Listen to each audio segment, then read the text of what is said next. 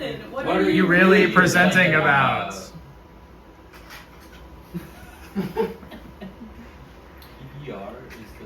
PBR is the Dr. Pepper of There's no beers. quotes. You're not supposed to read it aloud. So, my name's Ethan. I work in beverage manufacturing, and PBR, Pabst Blue Ribbon, this is a beer, and I am of the belief that PBR is the Dr. Pepper of beers, and I'm going to explain to you why I hold that belief.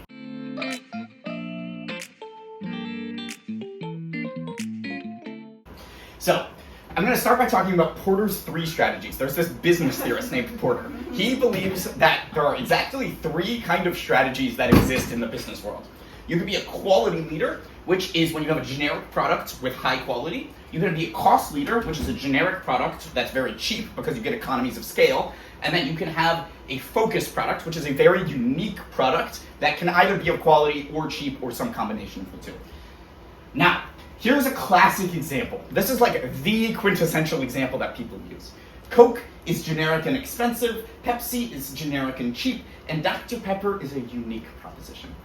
Now, you could also make an example like this. Modelo is generic and expensive, Bud Light is generic and cheap, and Pabst Blue Ribbon, the PBR, is a unique product. Now, for the sake of this, I'm going to refer to this strategy as the number 1 strategy. That's when you think in your head of a product, the first one that should come to your mind is normally the highest quality, like the thing that's well known by everyone but is seen as being like good. That's the number 1 strategy. The cheap and generic, that's the number 2 strategy. And then the number 3 strategy is like you're trying to be the unique, kind of quirky, interesting thing. So let's talk about PBR. PBR was originally named Best Select. Why was it named Best Select? That's right, it was named after Jacob Best. What? Now, did you know that Jacob Best, the guy who originally created Pabst Blue Ribbon, was born in the Holy Roman Empire?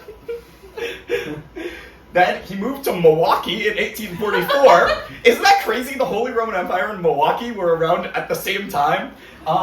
He then sent his brewery onto his kids. This is Jacob Jr., and then his other kid is Philip. Wait. This kid is exactly the same. looks exactly the same. Yes. So fun fact, He was there's more no orange. photos of Jacob Jr., so I just made this one yellow. No way.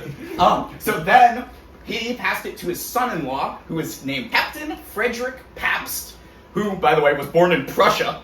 That's right. Pabst of Pabst Blue Ribbon was born in Prussia. And then by 1874, they started to get big, and they were even supplying beer to the survivors of the Great Chicago Fire. Now, we get to 1890, when it gets renamed to Pabst Brewing Company after Pabst. And then in 1893, they renamed the beer to Pabst Blue Ribbon, despite never winning a ribbon. Now, the company to this day claims that they won America's Best Beer at the 1893 Chicago World's Fair.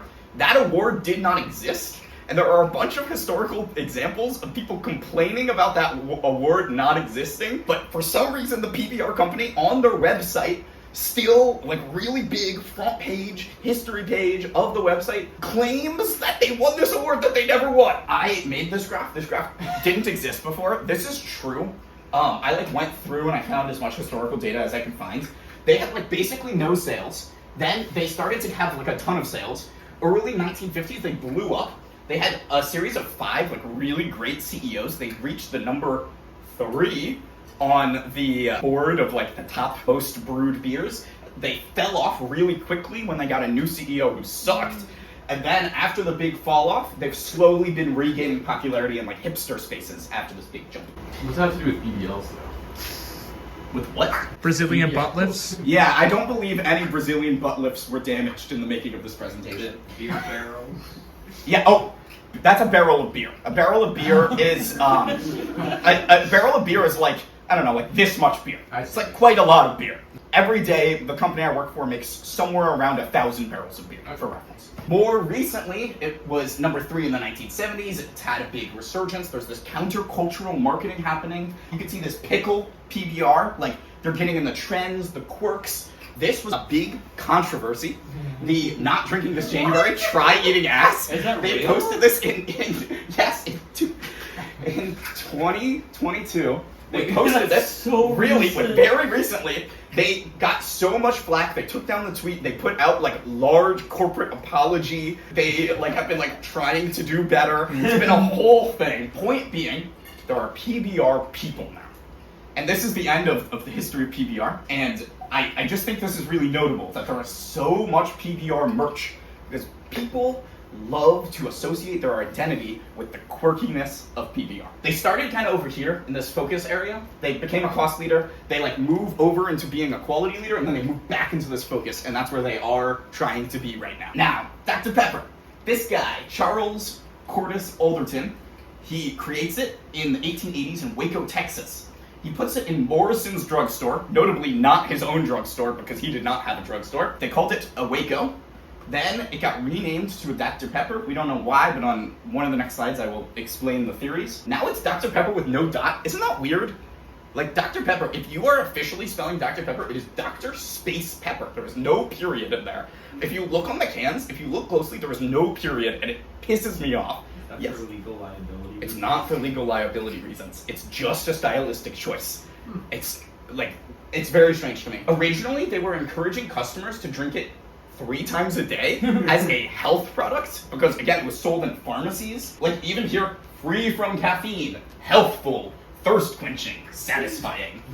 So I realized as I was editing this that I totally just skipped over one of my slides, so I'm going to run through it really quick. So there are 23 flavors in Dr. Pepper. We do not know what those flavors are, and they were decided by Alderton. It became a big hit at the 1904 St. Louis World's Fair, had its first franchising agreement in St. Louis, and there is still a plant there today, and that's one of the only plants that is able to actually make the Dr. Pepper secret formula. Coke and Pepsi also started in this era. Coke established itself very quickly, aided by the invention of the coupon, which they used as a way to give people free samples of their beverage. And then Pepsi positioned itself as the cheap guy, cheaper than Coke, but of equal quality. The theories as to why it's named Dr. Pepper. Now, one of the main theories is that it's named after Dr. Charles Taylor Pepper. Now, this guy was a Confederate surgeon who got his doctorate in surgery in 1855, which is 6 years before germ theory was invented. Which means he probably was not taught to wash his tools before doing surgery, which I think is hilarious. Other theories, someone has claimed that Dr. Pepper himself invented the drink, and that he sold it to Robert Lazenby, who again is not Charles Cordis Alderton, who is the actual inventor, which means that this theory is just like totally discredited and incorrect. The other common theory is saying that like this boy is trying to get this girl, and so he like steals the Dr. Pepper flavor from Dr. Pepper himself, or maybe from Dr. Pepper's daughter. The official Dr. Pepper Museum in Waco, Texas, has 12 different theories as to why it's named Dr. Pepper, and none of them have been proven or disproven. Dr. Pepper merged with 7-Up to get out of debt in the early 1980s. They sell the rights to make Dr. Pepper to Coke, and Coke still has the international bottling rights. So in the US and Canada and Mexico, there's like one set of rights, and then the rest of the world is owned by Coke for Dr. Pepper. In 1984, Pepsi sued Dr. Pepper for like copyright infringement of some kind, and then Dr. Pepper countersued Pepsi to say Dr. Pepper is not a cola. Because Dr. Pepper won that lawsuit, what happened is both Coke and Pepsi bottlers are now able to sell Dr. Pepper. So they're kind of positioning themselves into that third zone very aggressively. If you look on like a soda fountain, a lot of times now you will see a Coke machine or a Pepsi machine, and they will both have Dr. Pepper on the machine, because the like Dr. Pepper cannot be fully recreated. There's the 23 flavors that are like not stealable, and both companies sell Dr. Pepper, and that's actually how Dr. Pepper has become the #2 most drank soft drink in the United States, is by being on both of these different machines. So they kind of snaggled their way into the middle between Coke and Pepsi. What do you mean isn't a cola? Dr. Pepper legally is not a cola drink. What is it? So like Coca-Cola or Pepsi Cola, Dr. Pepper is legally its own category of sodas called, in the United States, legal codes, it is called a pepper soda. And it's like its own thing. But why does that mean that Coke and Pepsi can start selling? Previously, bottlers were afraid that Coke and Pepsi would retaliate for selling another cola beverage. on their trucks. And after this lawsuit, it became very clear that actually if the bottlers faced consequences by Coke or Pepsi for selling the soda, then they could just sue Coke and Pepsi instead and win that. So then in 1986, they sold the entirety of Dr. Pepper to Coke. In 1995, those rights were bought by Schweppes. And then in 2008, Schweppes split them off with Snapple to make them into Dr. Pepper Snapple.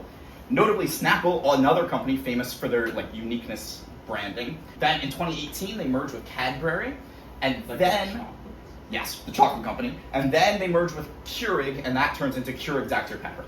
So by 2018, Dr. Pepper is now legally owned by the company that also makes Keurig, the coffee. And they just had a recent merger again, and it sounds like in 2027, it's probably going to move again. In 2024, it finally became the second most sold soft drink in the United States. They do this quirky marketing thing, just like PBR. They encourage people to drink it with pickles. They have crazy Twitter-type threads. Love it when you open the can and it goes...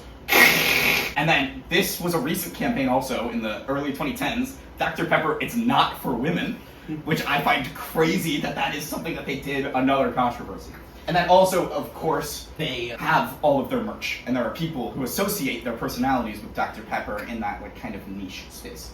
And they similarly did the same thing. They start in this focus space, they go into cost leadership, they go into quality leadership, and they ended back in this unique space where they're trying to advertise as the niche and creative and artsy kind of weird third option for those kinds of people. So similarities include the number 3 strategy. They iterated through names. They started very long ago. They had the World's Fair success. They are faking their titles. Dr. Pepper is not actually a doctor. The Pabst Blue Ribbon did not actually win a ribbon. They had huge peaks to number 2 or number 3. They had huge dips. They came back up. They passed around ownership a lot. They used to be in a glass. Now they're mostly sold in cans. They're in many different flavors. They have a cult following. They advertise themselves as an underdog brand for hipsters with personality marketing, merch. They make themselves quirky, they have famous logos, and they taste bad when mixed with pickles. Except all of those are lies. So, here's the deal. These are all quality claims. These are cost claims. These are niche claims. The fact that they are trying to do the number 3 strategy in the 2000s is actually a lie. I have been lying to you over the course of this whole presentation. What they're actually doing is they are simultaneously attempting to make a quality claim, a cost claim, and a niche claim. So, in here, the hoodwink of the 2000s is you use indie or hipster marketing on a cheap-to-make product, you sell it as if it is a quality leader, and you beat everyone. Thank you.